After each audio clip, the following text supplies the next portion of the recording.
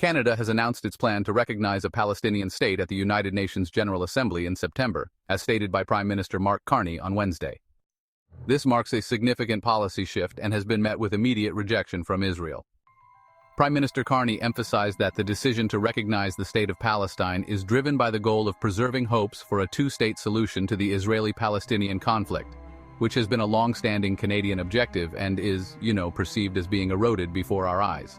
The specific announcement was made by Carney, who stated, "Canada intends to recognize the state of Palestine at the 80th session of the United Nations General Assembly in September 2025. This aligns Canada with France and the United Kingdom, making it the third country to consider recognizing a Palestinian state during the upcoming UN session.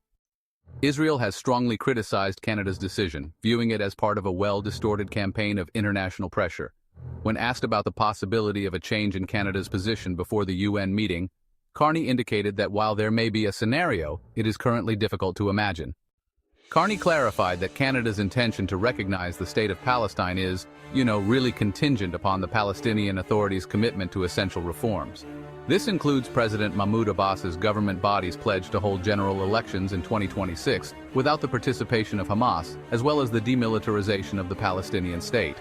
By aligning with France and the United Kingdom, Canada has positioned itself alongside major European nations in considering the recognition of a Palestinian state.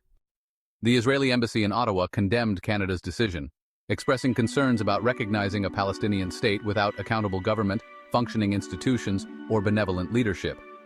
On the other hand, President Abbas of the Palestinian Authority welcomed Canada's announcement as a historic decision, while France expressed a willingness to collaborate in reviving the prospect of peace in the region.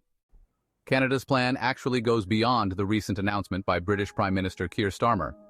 Starmer stated that the United Kingdom will formally recognize the state of Palestine in September unless Israel takes various substantive steps, including agreeing to a ceasefire in Gaza. Carney emphasized that Canada has been dedicated to the hope of achieving a two-state solution through a peace process built around a negotiated settlement between the Israeli government and the Palestinian Authority. However, he noted that this approach is unfortunately no longer sustainable, citing reasons such as Hamas terrorism and the expansion of Israeli settlements across the occupied West Bank and East Jerusalem. The Prime Minister also highlighted the challenges posed by Israel's parliament vote, calling for the annexation of the West Bank and the ongoing failure to prevent humanitarian catastrophe in Gaza. These factors contribute to the growing remoteness of a two-state solution, as per Carney's assessment.